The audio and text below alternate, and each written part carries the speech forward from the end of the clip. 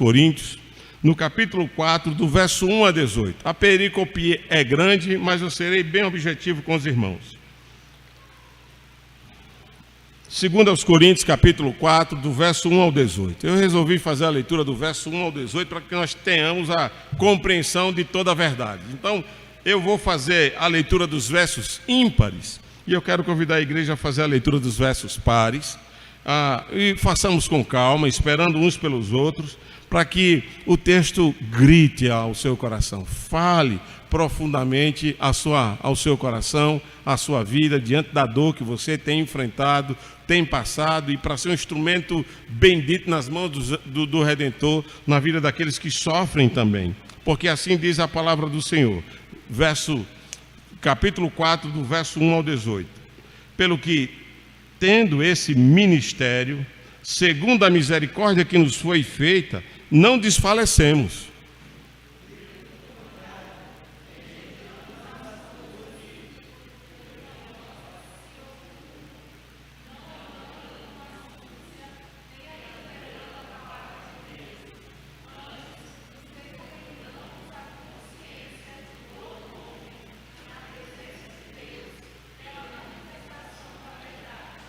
Mas, se o nosso evangelho ainda está encoberto, é para os que se perdem que está encoberto.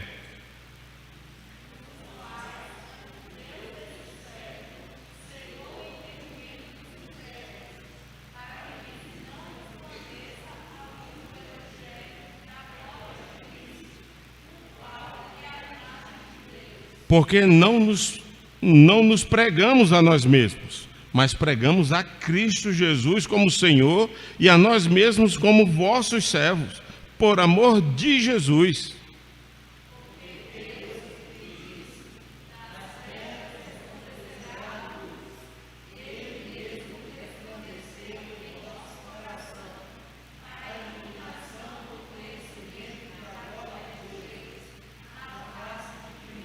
Temos, porém, este tesouro em vaso de barro, que sou eu e você, para que a excelência do poder seja de Deus e não de nós.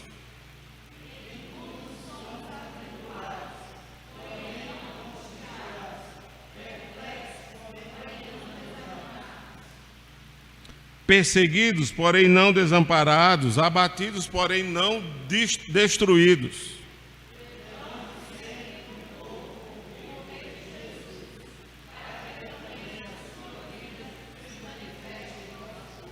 Porque nós que vivemos somos sempre entregues à morte por causa de Jesus, para que também a vida de Jesus se manifeste na nossa carne mortal.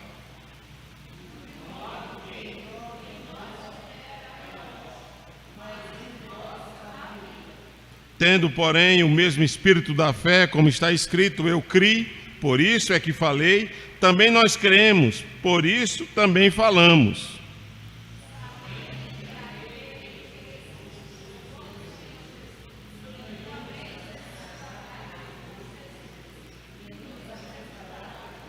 Porque todas as coisas existem por amor de vós.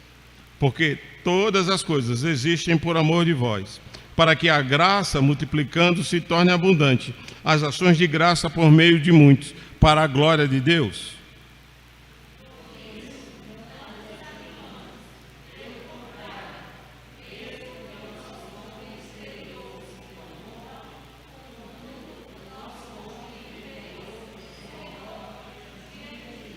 Porque a nossa leve e momentânea tribulação produz para nós eterno peso de glória acima de toda a comparação.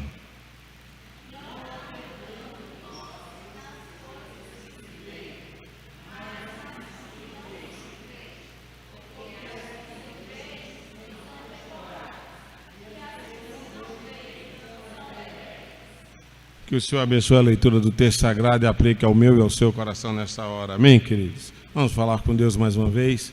Pai querido, Deus santo, Deus bendito, fala ao meu coração, fala ao coração da tua igreja que se reúne nesta hora para te adorar. Ó Deus, abra a nossa mente, nos faz olhar para esse texto e que ele salte aos nossos olhos, mudando o meu coração e o coração da tua igreja, no que diz respeito à compreensão, ao entendimento dos benefícios das lutas, das tribulações pelas quais eu e os meus irmãos muitas vezes passamos e enfrentamos em Cristo Jesus. E possamos, ó Deus, converter todo o nosso quadro de dor em um motivo de louvor e glória para o teu nome.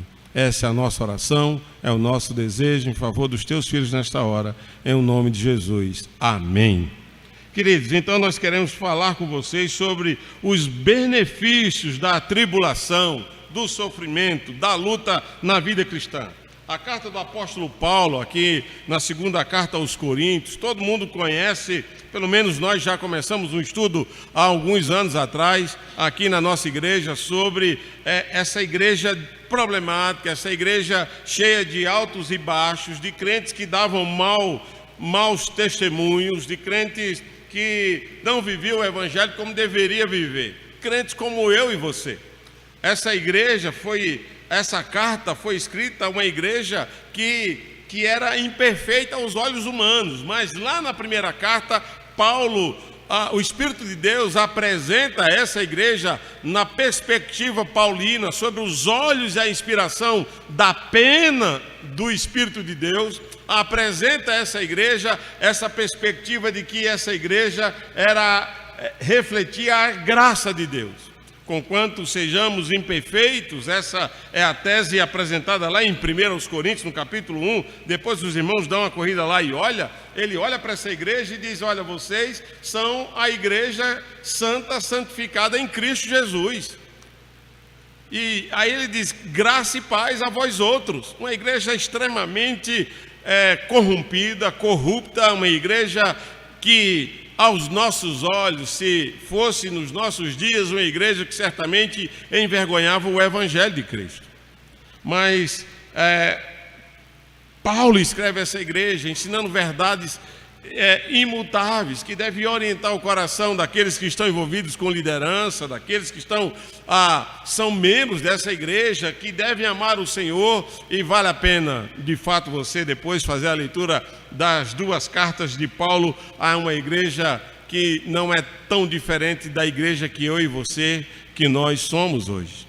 Vale a pena fazer essa leitura, que nós vamos ser grandemente edificados. E aqui no capítulo 4 da segunda carta, Paulo vai tratar justamente nessa perspectiva que eu quero abordar com os irmãos, sobre os benefícios que o cristão precisa enxergar quando ele passa por luta. Primeiro, pelo aquilo que já foi ensinado no domingo passado, nós reiteramos nesse domingo, que sofrimento todos nós haveremos de passar. Eles surgirão, eles não vão avisar, serão repentinos, vão nos surpreender. Bom, eles não avisam a hora, não tem agenda, simplesmente ele chega e aí não tem classe social, não tem cor de pele, não tem poder econômico, não importa quem você é, em que cargo, posição no extrato social da sociedade você se encontra, o fato é que o sofrimento faz parte da caminhada e da existência humana. E por isso que nós falamos, o problema não é sofrer, o problema é o que o sofrimento produz em você. Esse é o real, é onde reside o verdadeiro problema. E aqui nesse texto parece-me que o Espírito de Deus está ensinando aqueles crentes como é que eles devem enxergar os momentos de luta. E o apóstolo Paulo começa apresentando justamente do verso 1 até o verso 6 essa beleza do evangelho. Ele apresenta no verso de número 3, no verso de número 4, no verso de número 6, dizendo justamente isso, mas se o nosso evangelho ainda é encoberto, é para os que se perdem, porque esse tesouro que se chama evangelho, é o que diz o verso 7, eu quero chamar a sua atenção ao verso 7 do texto, quando ele diz assim, tendo, porém, este tesouro em vaso de barro. Que tesouro é esse que tem? O vaso de barro sou eu e você. Que tesouro é esse que nós temos? O evangelho, Cristo. Esse é o tesouro. Nós que temos Cristo, nós que temos o evangelho, que é encoberto para os que se perdem. Os que se perdem não compreendem o evangelho, não vão dar ouvido ao evangelho, e ele explica por que eles não dão ouvido ao evangelho, porque o Deus desse século cega o seu entendimento. A luz de Cristo não está sobre eles, a luz de Cristo não brilha sobre eles. Olha o que diz o verso 4 do texto: nos quais o Deus desse século cegou o entendimento dos incrédulos, para que não lhe resplandeça a luz do evangelho da glória de Cristo, o qual é a imagem de Deus. Eles não vão compreender Cristo, mas sobre nós, não, sobre nós temos o evangelho, conquanto ainda sejamos esse vaso de barro. Você tem esse evangelho em você. E ele fecha no verso 6 dizendo: porque ele mesmo, Cristo, é o resplendor, é essa luz do evangelho que brilha no nosso coração. Aí ele introduz o verso 7, a partir do 7 nós vamos abstrair então os benefícios. Então, tendo esse tesouro em nós, que tesouro é esse? O evangelho, Cristo Jesus, né? Tendo esse tesouro nesse vaso de barro, precisamos compreender algumas verdades acerca do sofrimento e das lutas pelas quais passamos. E a primeira lição que eu quero deixar para o seu coração é que um dos benefícios das lutas e das tribulações que o cristão passa é para aperfeiçoar o nosso relacionamento com Cristo. Cristo, à luz do texto, já está em nós. É o tesouro nesse vaso de barro. E ele começa então dizendo, entre o verso 8 e o verso de número 9, descrever a realidade que nós pertencemos. Conquanto tenhamos o tesouro, nós sofremos, nós passamos por tribulações, nós somos perseguidos, nós somos maltratados, nós somos injuriados. É assim que ele começa a descrever, quando ele diz a partir do verso 8, em tudo, vamos ler todos juntos até o verso 9, em tudo somos atribulados, perplexos, perseguidos, abatidos. Amém, queridos? Em tudo, diz o texto, não é em algumas coisas não. Em outras palavras, o Espírito de Deus está ensinando aquela igreja, aos coríntios, que ser cristão muitas vezes é em tudo ser atribulado. Ser cristão é muitas vezes em tudo passar por perplexidade. Ser cristão muitas vezes é em tudo ser perseguido. Ser cristão é muitas vezes em tudo ser abatido, contudo. E aí ele faz o contraste, porque aqueles que têm o tesouro nesse vaso de barro que é Cristo, por mais que eu tenha tribulação, por mais que eu enfrente dissabores na vida, diz o texto sagrado, e é essa verdade que eu quero trazer ao seu coração nessa noite. Por mais que a tribulação seja dolorosa, nós não nos angustiamos com ela. Em tudo eu sou atribulado, porém eu não me angustio com isso. Quando é que nós nos angustiamos? Quando nós não temos a luz do evangelho resplandecendo sobre nós. Porque se a luz do evangelho resplandece sobre o meu coração, se a luz do evangelho me faz ter entendimento da glória de Cristo, é impossível, diante da tribulação, eu me angustiar. Guarde isso no seu coração. Nós nos angustiamos quando nós não compreendemos o tesouro nesse vaso de barro. Faz sentido para vocês, queridos? Quando nós compreendemos, por mais que passemos por tribulações, e vamos passar, porque o texto diz assim, em tudo somos atribulados, porém nós não nos angustiamos. Em tudo nós ficamos perplexos. A ideia de perplexidade é, em tudo, muitas vezes nós nos decepcionamos. Nós nos decepcionamos com o pastor, com o presbítero, com a igreja, com o cônjuge, com os filhos, com os amigos, com a família. Nós nos decepcionamos com os patrões, com os amigos de trabalho, com os amigos de faculdade, os amigos de caminhada de jugo. Nós nos decepcionamos, as pessoas nos traem e nós traímos as pessoas. Nós frustramos os sonhos de muitas pessoas. Contudo, diante de toda essa perplexidade, diz o texto sagrado, por causa desse tesouro que está em nós. É isso que o verso 7 diz, por causa desse tesouro que está em nós, conquanto eu seja decepcionado e frustrado na minha caminhada cristã, eu jamais vou desanimar. Os crentes que desanimam diante das frustrações e decepções da vida é porque não compreendeu o tesouro de Cristo que está em seu coração. Porque quem tem a compreensão desse tesouro e a luz de Cristo sobre a sua vida, por mais que ele se decepcione, ele não desanima. Amém, querido? Ele continua dizendo, em tudo nós somos perseguidos, porém não desamparados, em tudo somos abatidos, porém não destruídos. E a ideia é justamente essa, é assim que ele conclui no final: por mais que a morte seja uma realidade para mim, eu não vou desistir de Cristo, não vou perder a alegria de servir, de congregar, de estar junto, de me envolver com as coisas de Deus, não vou abrir mão do Evangelho nunca, por causa de Cristo. Por quê? Em mim há um tesouro nesse vaso de barro. Por causa desse tesouro, por mais tribulação, perplexidade, perseguição e abatimento que eu sofra, eu não desanimo, eu não desisto, eu não retrocedo, porque eu jamais serei destruído, porque eu pertenço a Cristo. Queridos, ter convicção dessa verdade e ter isso nos nossos corações, isso nos impulsiona a estar cada vez mais engajado com o Senhor. Então, o que é que nós aprendemos nesse texto para que a gente tire as lições?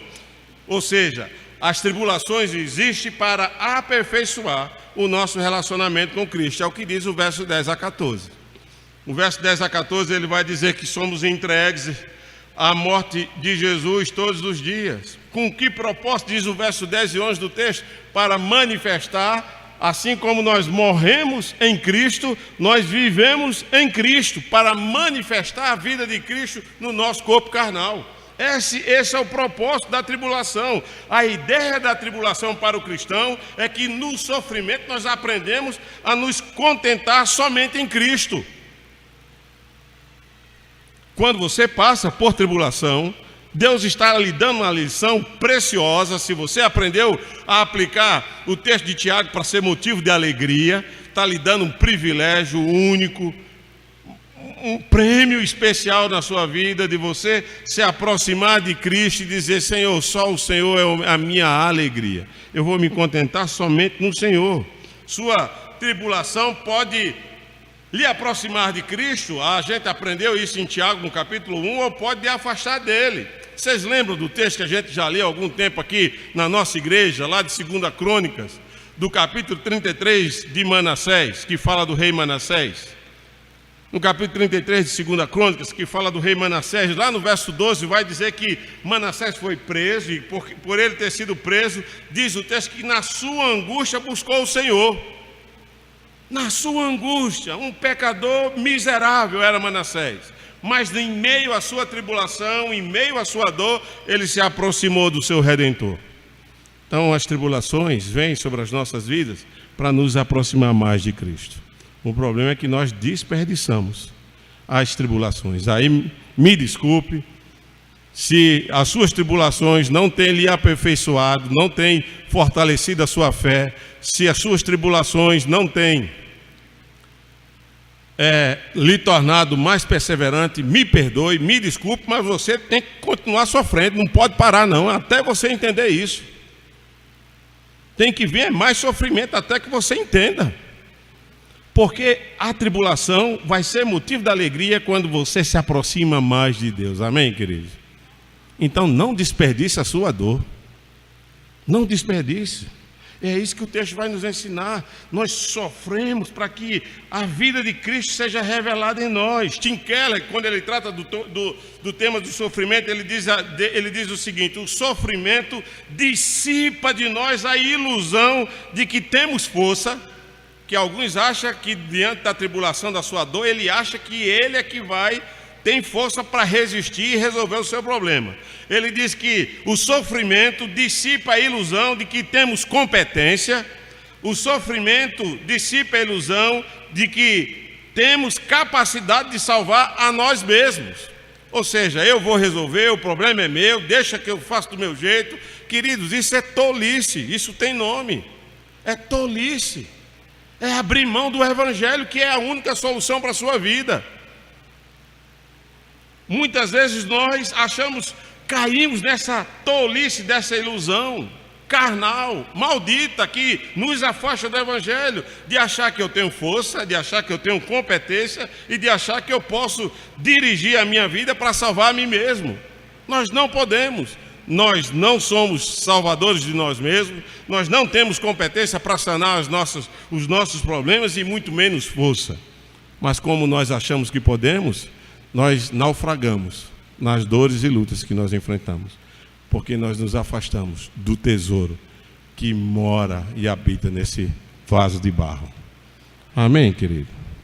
Então, a tribulação nos aproxima de Cristo. Uma outra lição para a gente caminhar para a conclusão, para o próximo ponto, é que as tribulações não só aperfeiçoam o nosso relacionamento com Cristo, mas as tribulações, as lutas que nós passamos, aperfeiçoam a nossa compreensão do amor de Deus por nós. A gente tem uma visão distorcida do que significa o amor de Deus por nós. Nós achamos que o amor de Deus por nós é o amor que não nos deixa sofrer. Mas Deus nos ama tanto que nos faz sofrer. Olha que bênção. Olha que compreensão. Deus nos ama tanto, da maneira tão transformadora, que nos faz passar por momentos de dores. Olha o que diz o verso 15 do texto que nós acabamos de ler. O verso 15. O que é que diz o texto? Vamos ler juntos? Porque todas as coisas existem para que a graça, vamos ler? Para que a graça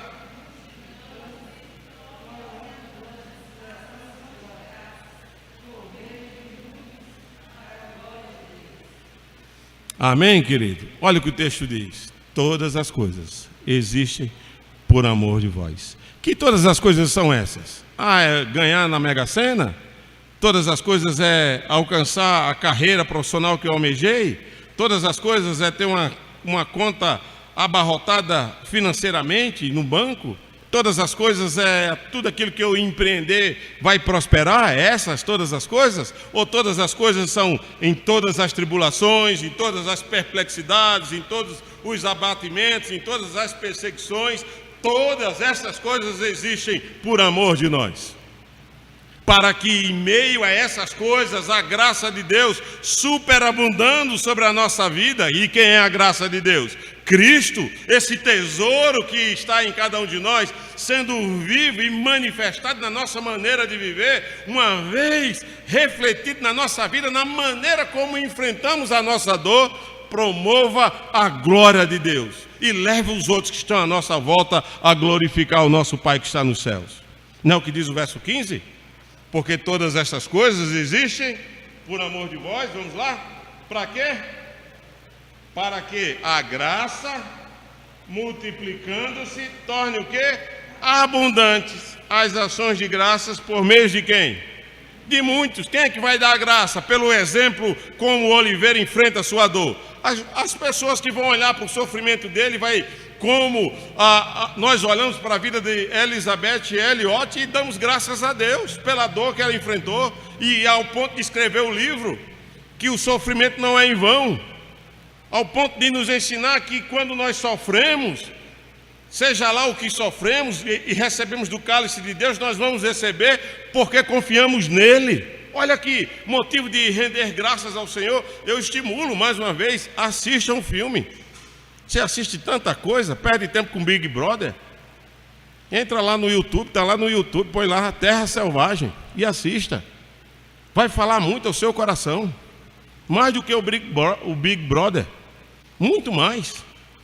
Vai lhe instruir, lhe capacitar e lhe aproximar de Cristo. Em vez de você estar sofrendo, perdendo seu tempo, desperdiçando a sua existência, assistindo Big Brother, isso é loucura. Isso sim é loucura, é insanidade. Eu estou sofrendo e estou me alimentando de coisas que me afastam de Deus. Isso é a coisa mais incompreensível do mundo. Me perdoe, honestamente, querido. Não faz o menor sentido, não tem a menor lógica.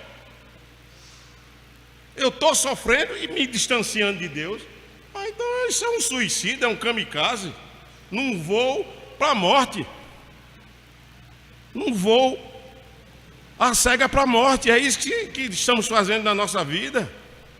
Mas em nome de Jesus, que Deus lhe dê graça nessa noite de compreender que as tribulações lhe aproximam de Deus, de Cristo. Elas existem para isso.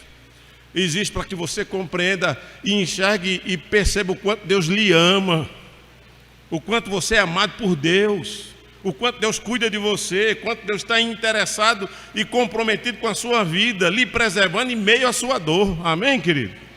Para que o nome dele seja glorificado. Não é para que você seja sortudo na vida, não. para que o nome dele, assim que o texto termina, seja glorificado. A graça vai se multiplicar na sua vida para promover ações de graça para a glória de Deus Pai, amém? Mas por fim, o texto nos ensina, e Elizabeth Elliot, ela diz ainda a seguinte frase acerca do sofrimento, que eu quero citar para você. Ela diz o seguinte, que Deus, esse Deus que te ama, Ele vem a você, vem a mim, na nossa tristeza, e Ele diz, confia em mim e anda na minha presença. Confia em mim e anda na minha presença. Dr. Augusto, sobre esse mesmo tema, ele vai dizer, se o sofrimento na nossa vida nos faz lembrar que o céu não é aqui. É para você lembrar que o céu que você deseja, a felicidade que você busca, não é aqui. É em Cristo Jesus, amém? Tem endereço certo. E não é na sua residência. É em Cristo Jesus.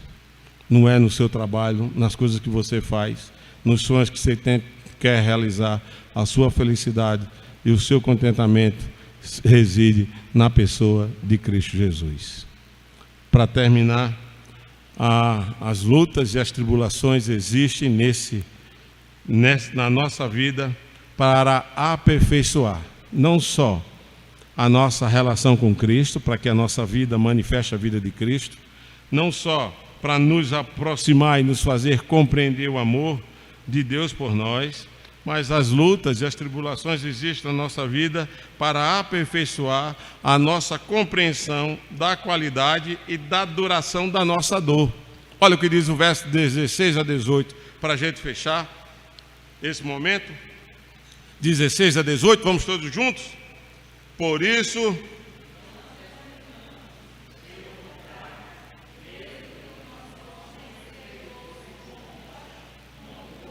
o nosso interior se renova de dia em dia, porque a nossa leve e momentânea produz para nós, acima de toda a comparação, não atentando nós nas coisas que se veem, porque as coisas que se veem, mas as que se não veem. Aleluia, amém. Amém, querido. Faz sentido esse texto para o seu coração? O que é que o texto está dizendo? Não importa a quantidade da sua dor, se ela é grande demais. Não importa a qualidade da sua dor, se ela é pesada demais. Não importa a duração da sua dor.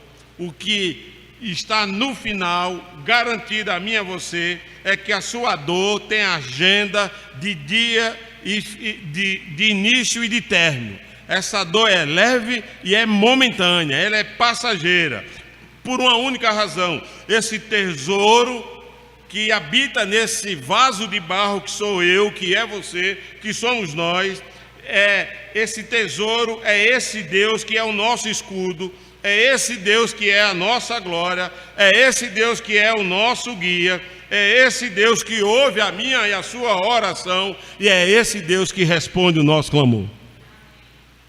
Essa é a virtude do texto, é o que o texto está dizendo.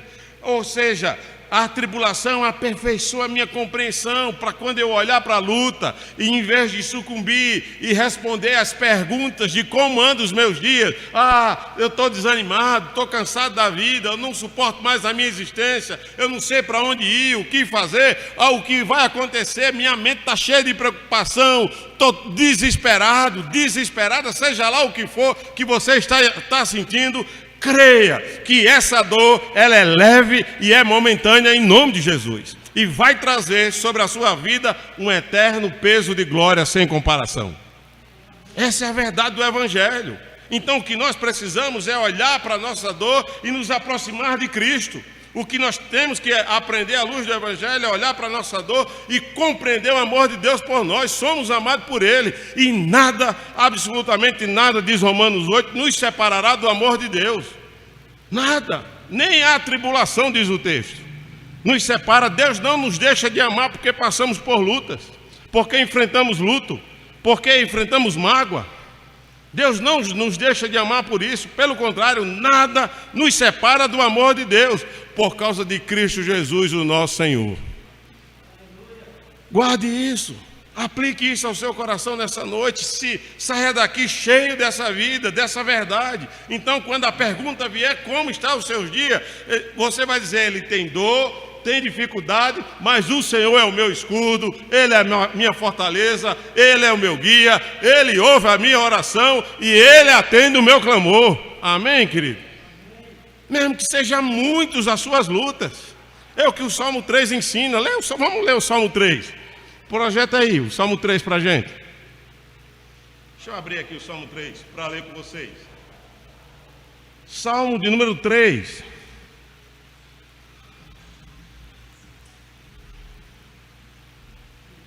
Vamos ler do verso 1, só do verso 1 ao 4, para ficar com a ideia fechada, que é disso tudo que a gente está falando. Olha o que diz o texto. Todo mundo encontrou? Vamos ler junto com fé? Talvez você esteja dizendo isso. Leia o Salmo 3 chegando em casa hoje. Senhor, vamos juntos? Senhor, como tem crescido o número dos meus adversários. São numerosos os que se levantam contra mim. São muitos os que dizem de mim, não há em Deus salvação para ele. Porém, louvado seja o Senhor, diz o verso 3. O Senhor, vamos juntos? O Senhor, és o meu escudo, és a minha glória, o que exaltas a minha cabeça, com a minha voz clamo ao Senhor, e ele do seu santo monte me responde. Amém, querido? Esse é o Deus que se revela a nós aqui em 2 Coríntios, no capítulo 4. A nossa leve e momentânea tribulação, por isso a gente não desanima, por isso que a gente não retrocede, por isso que a gente não esmorece, porque o Senhor nos guia, é a nossa glória, é o nosso escudo, ouve o nosso clamor e atende a nossa oração. Aplique isso na sua vida, saia com essas verdades gritando no seu coração nessa noite. E aí, queridos, eu concluo lembrando o que diz, nos ensinando, o Salmo 3 nos ensina, por isso o verso 18 nos ensina e nos faz entender e dizer, por isso que nós não olhamos, como diz a velha canção da minha época de adolescente, nós não olhamos as circunstâncias, mas nós olhamos para o amor. E esse amor é Deus. Não olha a circunstância. Essa paz que sinto em minha alma, não é porque tudo me vai bem. Lembra dessa canção? Essa paz que sinto em minha alma, é porque eu amo o meu Senhor. Não olhe as circunstâncias, não. Olhe o seu amor. Porque as circunstâncias, as lutas que eu passo, elas são leves e são temporárias. Mas o amor de Deus revelado em Cristo Jesus por mim, Ele é eterno. Amém, queridos? Que Deus o abençoe, que Deus o renove nessa noite. Por isso o texto diz, nós nos atentamos para aquilo que nós enfrentamos. Nós atentamos para aquele que é eterno. Então, por mais que eu esteja passando dias de escuridão e de muita luta e às vezes de humilhação, o Senhor me ama, Ele está comigo e Ele vai me livrar da minha dor em Cristo Jesus. Amém?